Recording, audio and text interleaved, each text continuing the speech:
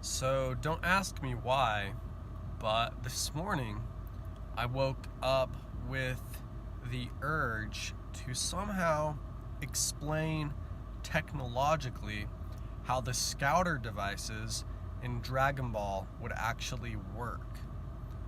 So, first off, we have to, dull down our logic and reasoning and for a moment just try to constrain Dragon Ball to following some sense of relation to the laws of physics as we understand them today in our own reality.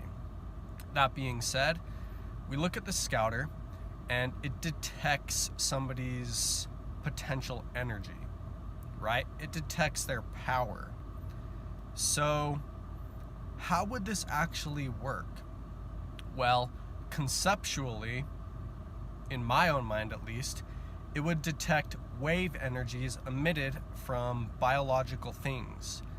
So, if any of you have ever taken a chemistry course or a nutrition course, then what you would have found is that things which have a fluid motion of energy throughout the system create an electromagnetic field. Like any living organism does this, and the human body does this as well, with the heart pumping blood, creating a fluid motion of energy and nutrients throughout the system of your body. You actually yourself have emitted a wave energy. You have an aura. It is, your energy field that surrounds your body. It's just like rearranging a coil of wires in a certain configuration and pumping an electrical current through this configuration. What ends up happening is an electromagnetic field forms around this array. Now, what the scouter itself would actually do is react to these wave energies emitted around a field of an entity, and it would detect the wave energies. So it would be interacting on the electromagnetic scale, influenced and reacting to the wave energies of its surroundings. And it would be able to pick up the signatures of, trees and plants and other living things and organisms, and of course, peoples.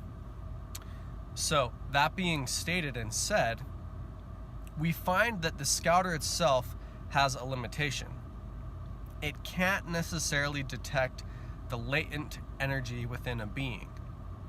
Goku himself, hides all of the potential energy that he himself houses, and then later on he accesses this energy, and they're kind of baffled on the scouter because all of a sudden it's like ridiculously high and they freak out, right? And they're like, where did this come from? The scouter should have picked this up. Well, that being said, due to the fact that Goku himself harnesses and calls upon energy which was already there, it didn't come from nowhere, it was within him, I would have to say that the scouter doesn't work in the sense where it structurally analyzes things. So it merely picks up wave frequencies emitted by things which they themselves create an electromagnetic field, and it analyzes the potential energy of this field created by this thing by locking onto the target and locking onto, the centralized point which is emitting the field itself. It's not necessarily analyzing the structural bonds of the chemistry of the object, which is something, like I said, you would learn in nutrition or a chemistry class, where you're analyzing the potential energy housed within breaking bonds. And that's where we ourselves gain energy from the utilization of food, right? It's the potential energy housed within breaking bonds between the molecules within the structural chemistry of food itself.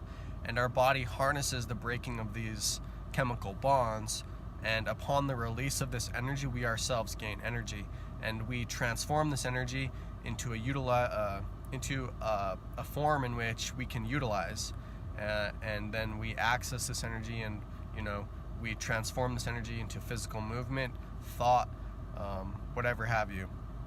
So the scouter itself can't necessarily access the structural components of a thing itself, because if it could, it would have detected the latent energy in the structural configuration of Goku, right? It would be like an X-ray penetrating his entire being and then coming back with that information and saying, this thing is built up entirely of these components, unless there was a component within Goku that it itself was unknown to the scouter. But these are intergalactic beings, so we can reason that that isn't necessarily the case.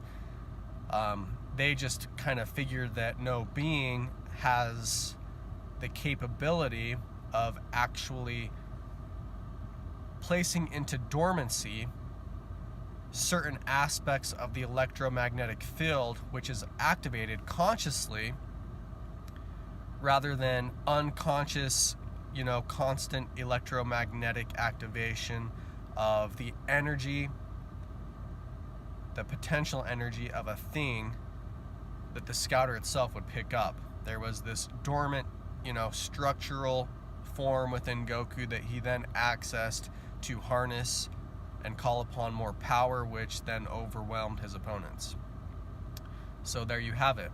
Kind of has to do with electromagnetics, radio frequencies, other frequencies where the field itself is a wave frequency which is being emitted through space and then picked up by this object. Obviously, it's not analyzing the internal components, it's merely reacting to the fields which are present that are extending themselves beyond these entities which it is picking them up from. So, yeah, I just thought I'd get that off my mind and get that out of the way. I was going to do a presentation showing, how the heart pumping within your body and moving all these substances throughout your being actually itself creates an electromagnetic field, right? And this has to do with all of the chemistry of your body. So, a lot of things like thought and your nutrition play an important role in this, because that has a lot to do with what's pumping through your blood, and what's pumping through your blood chemically reacts with your own body and the chemical structure of your body, which in essence can directly change your electromagnetic field. And this has a lot to do with personality and other things as well. So it's not necessarily so much a pseudoscience as a misunderstood and misrepresented science, because obviously I could go about a rational way in describing how what somebody partakes within their body, which influences their field, has a lot to say about their personality. So by analyzing their field, I could then say a lot about who they intrinsically are. There's a lot of correlation between those two things. But yeah, there you have it. There's potentially one conceptual way in which the scouters on Dragon Ball Z, when Goku first comes into contact with Vegeta and whatever. I'm not possibly sure if Raditz has a scouter. Does he? I don't know. Maybe he does.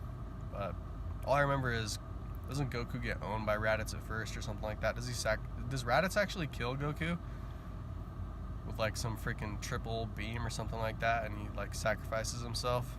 I think that's the first time Goku dies is against Raditz. Oh, it's been a while since I've watched the entire series from Dragon Ball all the way up to where we are now. Which, by the way, I felt like the series kind of lost its whole ground, when all of a sudden we have to be reintroducing all of these different components to keep the series kind of going. It's like there needs to be some aspect of growth, otherwise the series dies. And so, the creators just have to keep adding in all of these totally just far-fetched things to keep it going. And it's like all of a sudden things which Goku could do, if you've followed the series for as long as I have, then it's later on, it's he's coming against these opponents, which obviously they have to put in opponents that he can't beat. Otherwise, it's where's the the entertainment value with the whole series? But it's wait a second, I've been watching forever, and Goku could do this before, but all of a sudden now he can't. And it's what happened to these other characters that were involved in this series before? How come they're not here? Why aren't they involved? and why are they acting this way, not that way? And it's like, then they have to add in all this other stuff to correct all of those, faults and flaws within what we're seeing currently. And it's just like, all right, I'm done. You know what I mean? I no longer have an emotional connection with the series itself, because it's no longer what it once was, and it's had to, bypass a lot of things which once described it, so that it could be something that continued for, these people growing up today, so that they themselves could, identify with what's going on, which is fine. It's kind of just the growing stage of the viewer, as well as, the growth stage of what's being viewed, right?